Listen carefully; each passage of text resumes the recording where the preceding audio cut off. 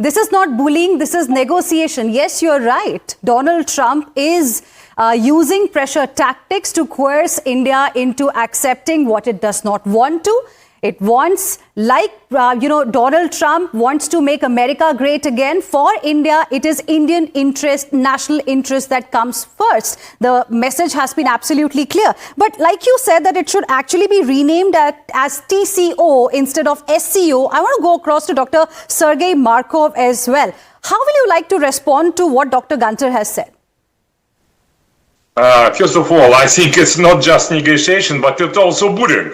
It's clear. And it's on this level, I think Prime Minister Modi wants to show that he doesn't want to allow to another big power such as the United States of America to have behavior to behave with great India, who is country and civilization also, to treat India as so-called neocolonial,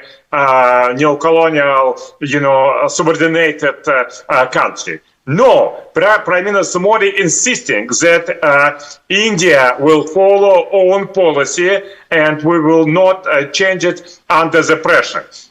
And I think that President of Brazil expressed also opinion of most of the such leaders when he told, oh, we respect Donald Trump, but he's President of the United States of America, but he's not Emperor of the global world.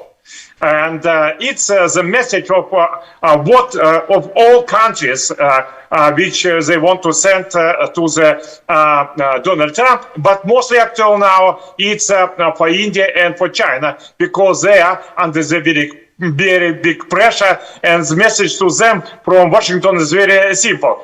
Don't buy the oil from Russia. Nevertheless, it's profitable for you, but it's only because we demand you not to buy this Russian oil. I'm sure, absolutely sure, that India and China and Brazil, by the way, response will be, well, sorry, please take another turn. And this is another level of such a discussion.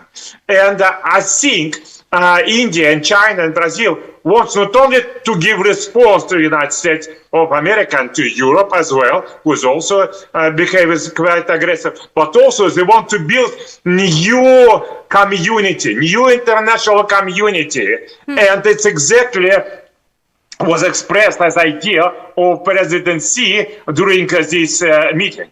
He told, we need some kind of more integration of the country where all nations, all countries will be respected. And we need to have more cooperation on those levels. We see, what we see, this world, international order, has been constructed by Western countries. But now their leadership collapsed. I'm sorry, who believe in words of the Western countries about democracy if they support absolutely clear undemocratic Ukrainian regime? No trust, no moral no moral values, and no moral influence of such countries. It's the reason of why another countries come to see, because it's not because Western countries bad countries. No, it's because Western countries not able to be leaders of this international order.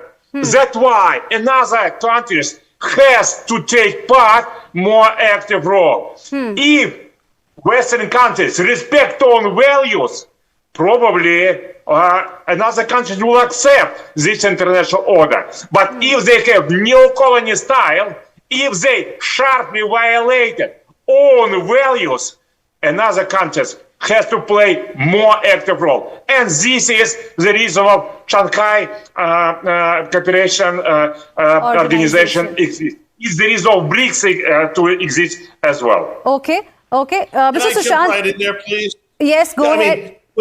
When your esteemed guest, the doctor, talks about neocolonialism, for me, the great definition of neocolonialism is watching Russian troops pour into Ukraine, who started the conflict in the first place. But don't get me wrong. The relations between America let's face it, Donald Trump has great respect for Vladimir Putin. He has great respect for Xi. He has great respect for Modi. But when you see your esteemed guest talking about neocolonialism as they pour troops into Ukraine and begin this conflict, claiming that somehow they're going to liberate the country, that's taking it a little bit too far. Okay. I think Dr. Sergei disagrees with what you're saying. Let me give a response, quick response. Okay, quick rebuttal there. Dr. Sergei, yes. Yeah, quick response. It's exactly what Vladimir Putin told today. He told this conflict started not in 2022 when Russia had to send its troops. This conflict started in 2014 when Western countries overthrown a last democratic elected president of Ukraine in a post-neocolonial repressive regime. And Russian troops come to Ukraine to take out neocolonial regime. Russia against neocolonial regime. Russia wants to liberate Ukrainians from those neocolonial regime. That's why most of the global South countries support indirectly Russia in such conflict, because these countries know who is the real engine of the neocolonialism. It's Western countries, but not Russia. Right. Dr. Gunter, quick response, then I'll go across to Mr. Sushant Siri. My response is, I'm sure all three of us on this program can agree that we want the killing to stop. We want Ukrainians not to die. We want Russians not to die. And we want peace in the region. Well, we can say, Mr. Sushant Siri, one thing is clear.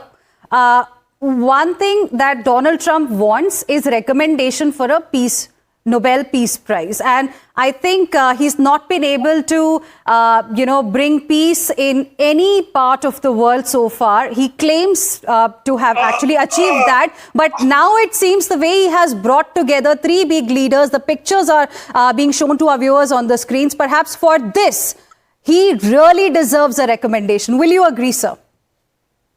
No, I would. But in any case, look, I personally think the Nobel Peace Prize is overrated. I cannot for the life of me understand why someone who has probably received the greatest honor in the world, which is to be elected President of the United States, hankers for a prize like the Nobel Peace Prize, which, a lot of unworthy people have gotten. So I cannot understand this obsession of the man. I don't know, maybe Dr. Gunter understands it. Secondly, I don't agree, on this neocolonial thing. Nobody's hands are clean. It's not as though the Americans have not interfered in other countries and not resorted to regime change, not gone into sovereign countries and tried to effect changes out there in the name of liberating them and virtually destroying those countries. Iraq is a prime example. And we've seen other Western allies, what they did in Libya. I'm certainly not saying the Libyan dictator was a really nice guy. But I think what Libya was under him was probably far better than what Libya is today. Or Syria under Assad compared to giving it to Al-Qaeda people. Third,